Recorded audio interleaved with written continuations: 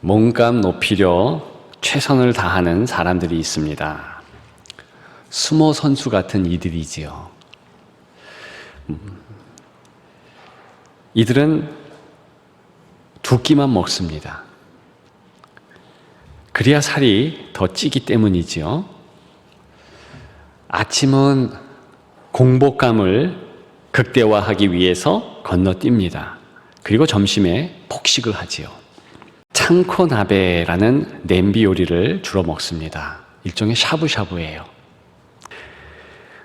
쇠고기, 돼지고기,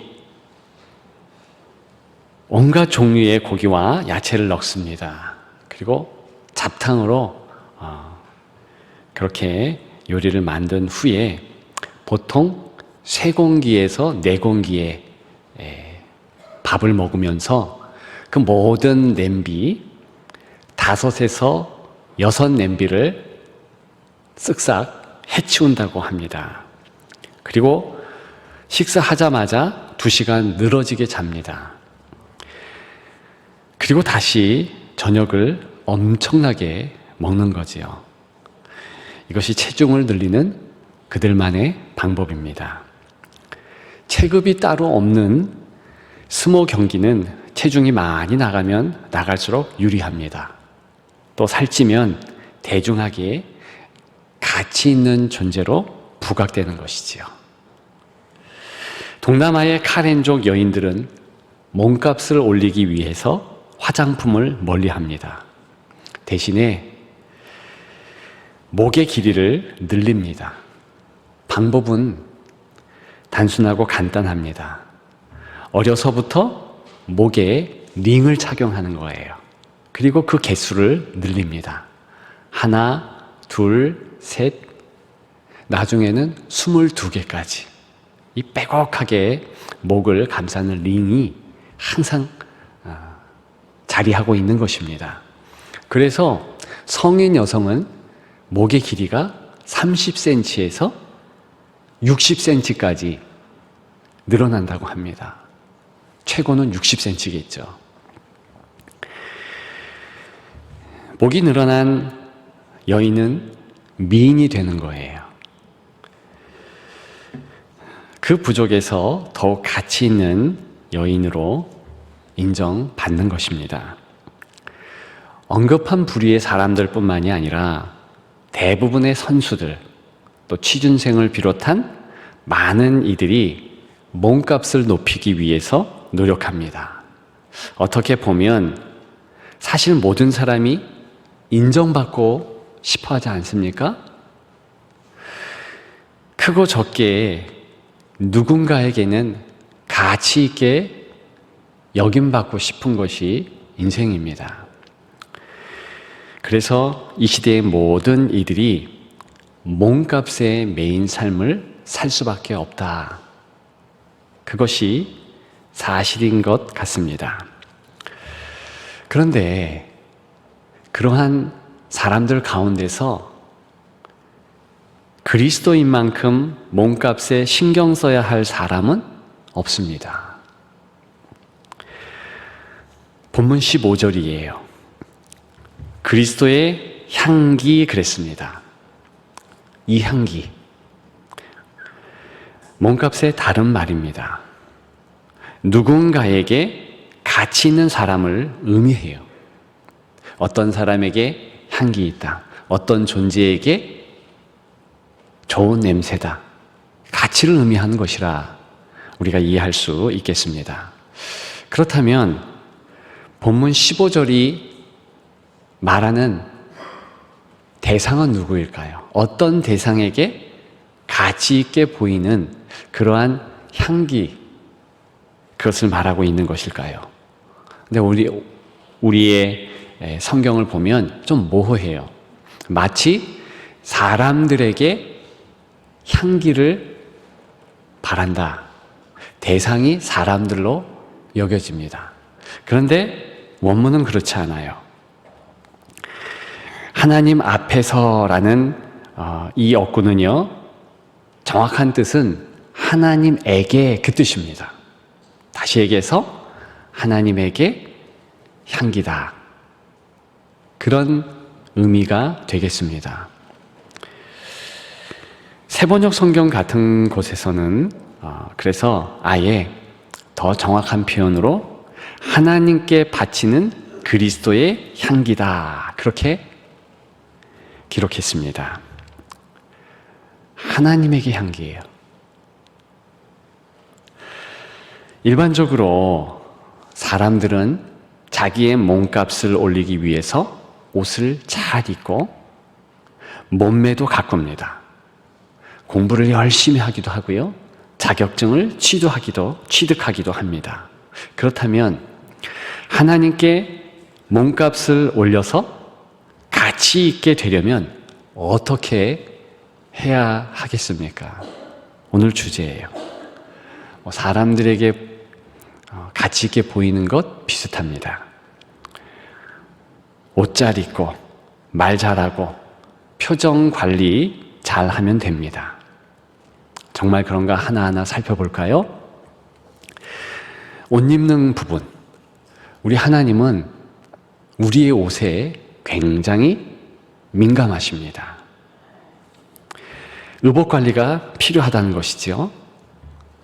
예수님이 이 땅에 오셨을 때 어떤 의복을 입으셨을까요? 싼 거, 비싼 거. 물론 대다수 인생 시기시기 싼 옷을 입으셨을 것 같아요. 가난한 집, 가난한 목수의 아들로 태어났기 때문에 그렇지요. 또 예수님은 스스로 머리 둘 곳조차 없다, 그런 표현을 하셨습니다. 가난의 대명사가 머리 둘 곳 없다, 그 표현이잖아요. 그러니까 당연히 그 옷도 저열한 옷들, 가난한 사람이 입는 옷들도 입었을 것입니다. 그럼에도 불구하고 우리 예수님은 인생의 마지막, 공생의 끝자락에서는 좋은 옷, 비싼 옷을 입으셨습니다. 예수님이 십자가 달려 돌아가실 때 로마 군병들이 예수님의 모든 것을 다 빼앗았습니다. 겉옷도 빼앗았어요. 속옷도 뺏었습니다. 유대인 남자에게 있어서 겉옷은 참 중요해요. 이 겉옷은요, 마치 망토처럼 혹은 보자기같이 생겨서 덧 입는 것입니다. 넓게 펴면 그것 가지고 여행할 때 이불로도 사용할 수 있겠습니다. 이 겉옷은요, 가장의 권위도 상징합니다. 그래서 겉옷을 넓게 펴서 모든 가족들이 다 들어올 수 있을 정도로, 그 정도 크기의 겉옷을 가장은 구입해야 하는 거예요. 주로 양털입니다. 그런데 예수님은 그 겉옷을 군병들에게 빼앗겼어요. 당시 로마 군병은 4인 1조입니다. 예수님을 처리했던 군병들 또한 4인 1조로 움직였습니다. 따라서 예수님의 겉옷을 뺏어가고 허리띠를 뺏어가고 머리 쓰는 두건을 뺏어가고 그렇게 다 뺏어간 거예요. 자기들이 서열에 따라 나눠 갔겠죠. 가장 좋은 겉옷부터 해서 나눠 갔습니다. 그런데 문제는 속옷이에요. 우리 아는 속옷과는 개념이 달라요. 그런데 이 속옷 때문에 이 4명의 군병들이 고민에 빠진 거예요. 잘라서 가지려고 하니까 이게 너무 비싼 거예요. 요한복음 19장 23, 24절에 의하면 통으로 짰다고 그랬어요. 짜투리로 짜집게 한 것이 아니라 촘촘하고 정성스럽게 짠 통짜로 된 속옷이라는 것입니다. 그런 류의 속옷은요, 무척 비싸서 왕족이나 귀족들만 사용했던 것입니다. 어떻게 예수님이 그런 옷을 입으셨을까? 아마도 선물을 받으셨겠지요. 어쨌든 그런데 다 빼앗겼습니다. 십자가에 오르실 때는 그런 속옷마저도 빼앗기신 거예요. 주님의 희생을 부각시키는 그런 장치로서, 소품으로서 그 속옷마저도 쓰임 받은 것이지요. 빼앗겼는데 비싼 속옷마저도 다 빼앗겼다. 빼앗김이 강조되는 거 아니겠어요? 주님의 희생이 부각되는 거 아니겠습니까? 인간 최초의 옷이 가죽 옷이었다. 그 정도는 상식적으로 우리가 알고 있겠습니다. 하나님께서 범죄한 인생에게 동물을 희생시키면서 가죽 옷을 주신 것이지요. 이것은 우리가 잘 알다시피 이제 인생을 위해서 죽을 존재, 희생할 존재가 있다.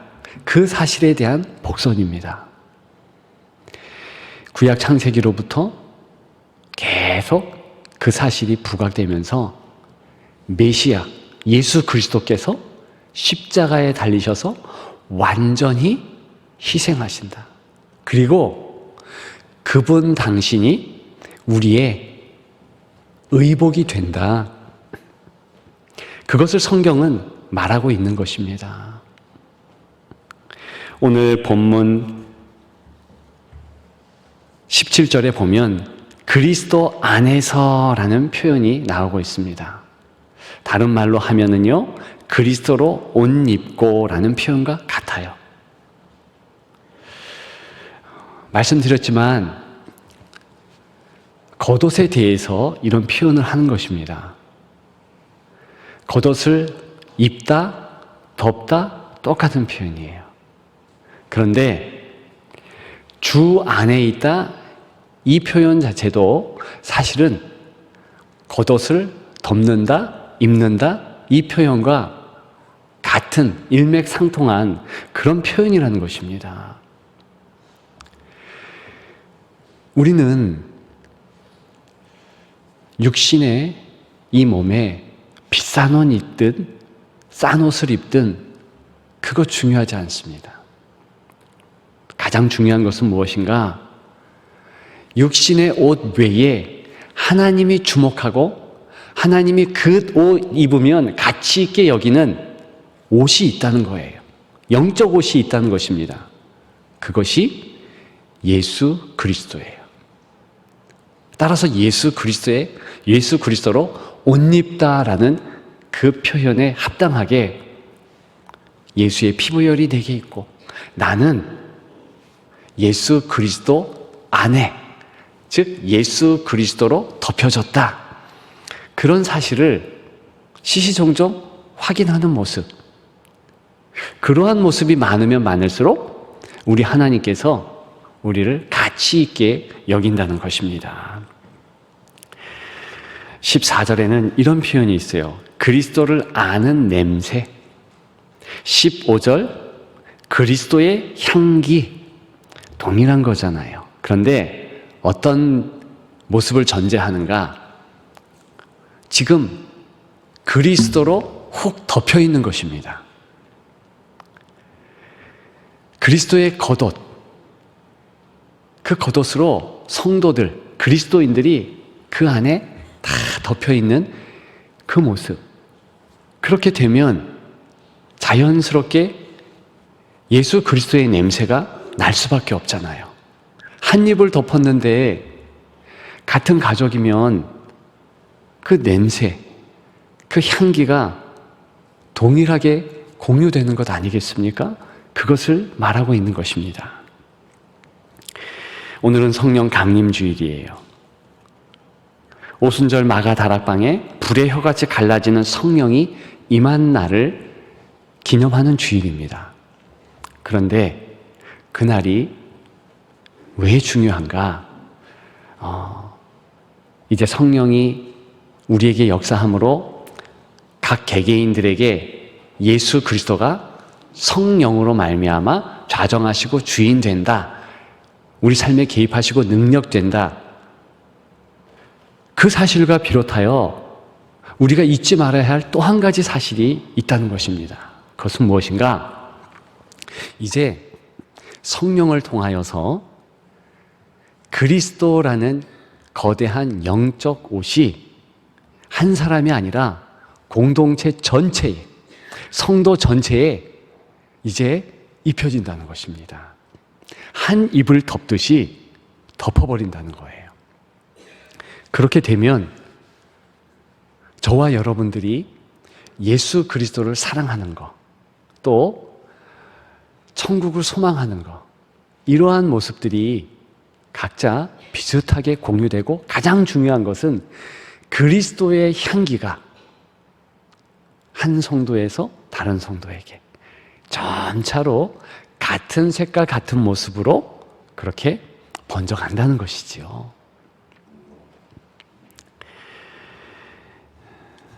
이것이 성령 충만함의 또 다른 우리가 잊지 말아야 할 귀한 내용입니다. 다시 얘기해서 저와 여러분들이 예배드리는 이 현장에 지금 한 이불이 덮여져 있는 거예요. 큰 보자기와 같은 양털로 만들어진 것과 같은 그러한 겉옷이, 그리스도의 옷이 덮여진 것입니다. 우리는 어떤 옷을 입던 우리 옷 위에 영적인 그런 옷이 덮여 있다. 그것을 기억하는 것입니다. 바로 그때 하나님께서 그 모습을 보고 우리를 귀하게 여긴다. 꼭 마음에 새기기를 주님의 이름으로 축복합니다. 두 번째, 말을 잘하고 있는가? 이 부분을 우리 하나님께서는 관심 있게 여긴다는 것입니다. 가치 있는 말과 또한 말투에 대한 관리가 필요하다는 것이죠. 17절입니다. 우리는 수많은 사람들처럼 하나님의 말씀을 혼잡하게 하지 아니하고 곧 순전함으로 그랬습니다. 혼잡하게. 이 부사는요, 어디에서 어떤 말에서 유래했는가 하면 행상인이라는 명사에서 유래했습니다. 장사꾼이라는 말. 고대 사회에서 행상인은 거의 사기꾼이라는 말과 동일합니다. 어떤 행동들을 했는가? 좋은 과일은 위에 올리는 거예요. 좋은 상품은 위쪽으로 진열케 합니다. 그리고 그 밑에 저열하고 좀 나쁜 품질의 과일이나 그러한 이제 팔 물건들을 밑에다 감추는 거예요. 자기의 이익을 극대화시키는 그런 모습이 혼잡하게 한다라는 모습이에요. 고린도 교회에 이 편지를 받는 고린도 교회 성도들에게 어떤 일이 있냐면 바로 그러한 사람들이 달려든 것입니다. 하나님의 말씀을 사익을 위하여서, 자기 이익을 극대화하기 위해서 가감한 거예요. 어떤 때는 빼고 어떤 때는 덧대고 이러면서 진리를 그대로 말하는 것이 아닙니다. 이단들이 그렇잖아요. 이단의 잘못된 것은 무엇입니까? 다를리 끝단, 끝이 달라요. 슬며시 빼고 슬며시 덧대는 것이죠. 저와 여러분들이 교회에서 성도로서 행할 것은 바로 우리가 손해보더라도 하나님의 말씀이 온전해질 수 있도록 마음을 다하여 말씀을 지켜내는 것입니다. 그것이 가장 중요한 거예요. 그래서 순전함으로 이렇게 우리의 태도 말하고 있는 것이지요. 한 가지 더 마음에 새겨야 할 더 중요한 것이 있습니다. 그것은 그렇게 순전한 마음을 가지고 또 하나님 말씀을 온전하게 지켜내는 것 중요하지만, 말의 내용도 중요하지만 말투도 중요하다는 것입니다. 사랑하고 불쌍히 여기는 마음으로 나아가고 대화하며 또 남에게 그렇게 하나님의 말씀을 정감 있게 증거해야 한다는 것입니다. 그래서 오늘 본문 바로 앞에 보게 되면 도저히 용서해주지 못할 사람을 용서하라, 그런 사도 바울의 권면이 나오고 있습니다. 도저히 용서받지 못할 죄는 어떤 것일까요? 쉽게 우리에게 적용할 수 있습니다. 어떤 사람에게는 돈으로 이렇게 좀 사기를 쳤을 수 있고, 어떤 사람에게는 심각한 거짓말을 해서 신뢰관계가 다 무너질 수 있겠고, 어쨌든 한두 사람이 아니라 공동체 전체에 해악을 끼쳤다는 것입니다. 전에 교회에 있을 때 그런 일이 있었어요. 어떤 한 분이 몇 년 동안 성도들에게 참 잘해줬습니다. 좋은 음식도 사주고 친절을 베풀고 그랬어요. 그런데 어느 날 갑자기 사라진 거예요. 그분의 뒷조사를 해봤더니 한두 명이 아니라 많은 교인들이 돈을 꿔준 거예요. 그래서 참 어려운 일을 당하는 그런 교우들을 보았습니다. 교회도 일정 기간 같이 어려워지는 것을 보았습니다. 그런 죄를 지은 거지요. 그런데 그럼에도 불구하고 용서하라는 거예요. 용서할 수 있겠습니까? 우리의 심성으로는 할 수 없고 도저히 포용할 수 없지만 행하라는 거예요. 그런 마음을 가지고 이제 오늘 본문에는 가장 중요한 하나님의 말씀을 할 때에도 말투를 조심하라는 것입니다. 말씀드렸듯이 정감 있게, 다정하게, 가장 중요하게는 불쌍한 마음을 가지고 그렇게 성도들을, 사람들을 대하라는 것입니다. 서로 사랑하라는 주의 말씀이 생각나지요? 서로 받으라라는 사도 바울의 권면 또한 생각이 납니다. 근데 요즘엔 교회가 그렇게 못하고 있는 것 사실입니다. 교회에 안 다니는 이들이 교회에 대하여 비난을 쏟습니다. 그 가운데 가장 큰 부분은 교회에 다니는 사람들이 더 인상 쓴다는 거예요. 용서가 없다는 거예요.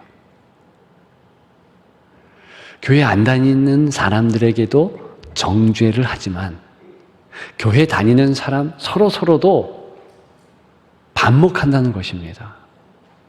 그게 사실인 것 같아요. 정말 사랑하십시다. 그런데 이 사랑은 우리가 할 수 있는 것이 아니에요. 그리스도에게 집중하고 성령 하나님을 통해서 그 그리스도의 큰 은혜가 내게 촉촉히 적셔올 때 바로 그때 우리는 하나님의 사랑이 흘러 넘치는 것을 경험합니다. 그것이 성경이 주목하는 사랑의 모습이에요. 우리의 육신적인 사랑이 아닌 하나님의 사랑이 흘러 넘치도록. 중요한 것은 우리 하나님 앞에서 가치 있는 사람 되려면 바로 우리의 말, 또한 우리의 말투, 그런 태도들을 정리해야 한다는 것 기억하시는 여러분들 되시기를 주님의 이름으로 축복합니다. 마지막입니다. 하나님이 기뻐하시는 표정이 있어요. 표정 관리에 신경 써야 하는 것입니다. 때에 맞는 표정이 중요하죠. 슬퍼 울고 있는 우리 형제 자매들에게, 사람들에게 가서 같이 슬프고 눈물 흘리는 것 중요합니다. 웃고 있는 이들에게 찾아가서 함께 기뻐해 줄 수 있는 여유 또한 필요합니다. 그런데 오늘 본문에 성도에게 근본적으로 가져야 될 표정이 있다는 거예요. 그게 무엇인가? 기쁨과 즐거움으로 밝은 표정을 갖는 것입니다. 밝은 표정이에요. 왜 그런가? 14절입니다. 이기게 하시고 그랬습니다. 이 원문의 의미는 승리의 행진에 참여했다, 그런 의미예요. 이것은 당시 문화를 좀 이해하면 오늘 본문 깨닫는 데 큰 도움이 될 듯합니다. 당시에 로마 황제를 비롯하여 제국의 황제들은요, 싸움에 이기고 개선을 할 때 반드시 왕이 사용하는 향, 또 왕이 평소에 사용하는 그 왕만의 향수를 뿌립니다. 그래서 지금 개선 군대에 나아가면 그 군대가 나타나기도 전에 멀리서 야, 왕의 군대, 이제 싸움을 이기고 승리한 군대가 오는구나, 그것을 알 수 있습니다. 일단 북소리가 유별나고요. 또 한 가지는 2km, 3km까지 쭉 번져가는 향, 그 향의 냄새와 또한 향수예요. 냄새가 촉하게 퍼져간다는 것입니다. 즉, 예수 그리스도 만왕의 왕이신 그분께서 이미 승리하신 거예요. 그리고 우리는 예수 그리스도 바로 뒤쪽에 개선 군대 군인으로서 참여하고 있는 모습입니다. 거기에는 그리스도의 기쁨이라는 향기, 그것이 향이고 또한 향수이지요, 펴지고 있고 뿌려지고 있습니다. 그래서 먼저 그 개선 군대에게 왕의 냄새가 배어지듯이 우리에게 그리스도의 기쁨이라는 향기가 이제 배어지는 거예요. 그러므로 기쁨과 감격과 즐거움의 밝은 표정이 성도의 표정이라는 거예요. 신앙생활은 무엇인가? 바로 이렇게 개선하고 있는 왕의 군대에 내가 들어가게 되었다라는 것입니다. 그리고 함께 나아가는 그러한 모습이라는 것이지요. 따라서 성도는 기쁨의 표정을 간직한 자입니다. 사도 바울의 권면처럼 항상 기뻐하라. 가능하지요. 저와 여러분들의 삶을 한번 생각해 보십시다. 만일 우리가 여러 어려운 상황 때문에 얼굴을 찌푸릴 수 있겠습니다. 그럼에도 불구하고 밤이 되면 또 새벽이 되면 환한 밝은 모습으로 바뀌어야 되는 거예요. 그것이 저와 여러분들의 모습이라는 것입니다. 14절에 보면 하나님께 감사하노라 그랬습니다. 감사와 연결됩니다.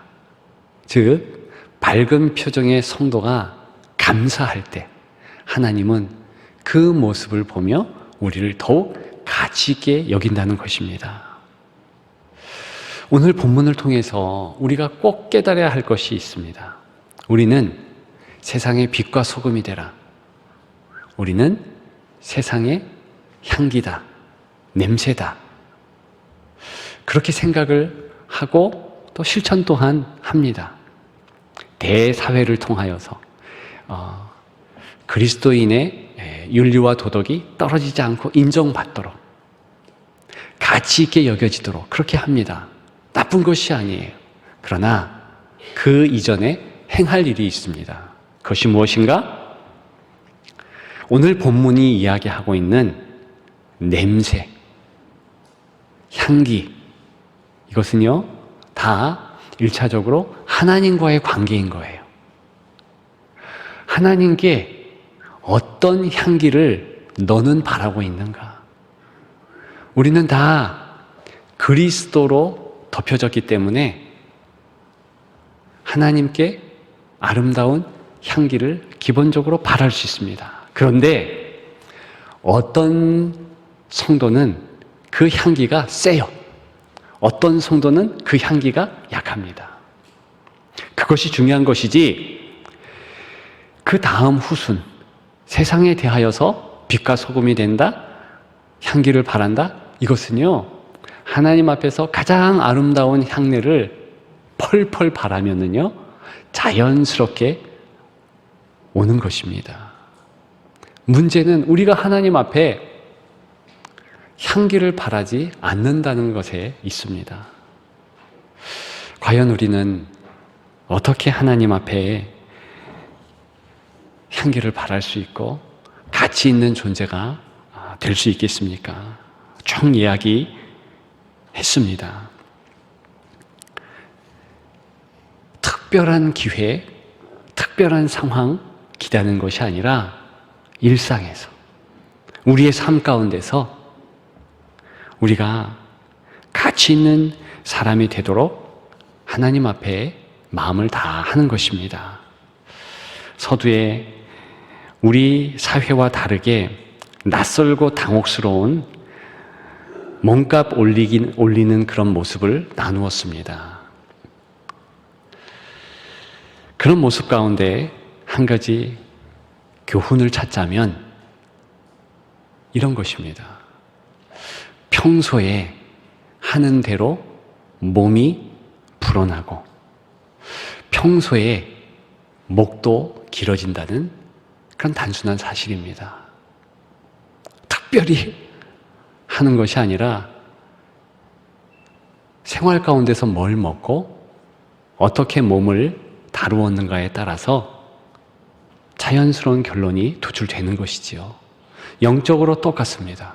우리가 기도원에 올라가서 혹은 어떤 특별한 시기에 금식함으로 그것도 중요하지만 오늘 본문이 이야기하는 하나님 앞에 가치 있는 자, 하나님 앞에 몸값 높은 자, 어떤 자인가?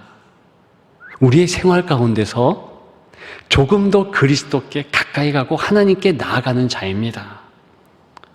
쉽게 규칙적인 주일 예배 참석, 일상이죠. 새벽 예배 드리는 거, 수요 기도회에 참석하는 거, 금요 성령 집회 때에 은혜 받는 거, 이런 것들을 통하여서 우리도 모르게 우리의 하나님을 향한 향기가 뿜어져 아주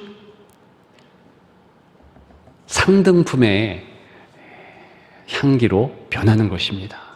그러면 우리도 모르게 우리의 가치가 쑥 올라가져 있는 것이고 하나님 보시기에 너 참 나의 기쁨이다. 그런 인정을 받게 되는 것입니다. 여러분, 이제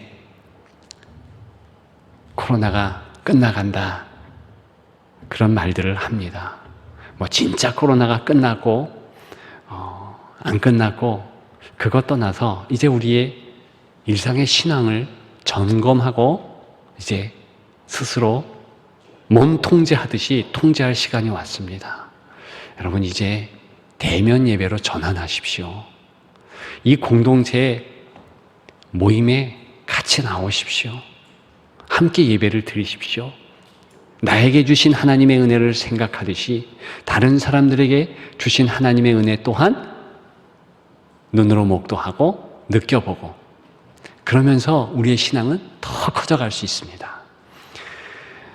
그러한 하나님의 은혜가 여러분들의 삶 가운데서 계속 전개되어서 주님 보시기에 가치 있는 풍성한 향기를 바라는 여러분들의 일상과 여생 되기를 주님의 이름으로 축복합니다. 축복합니다.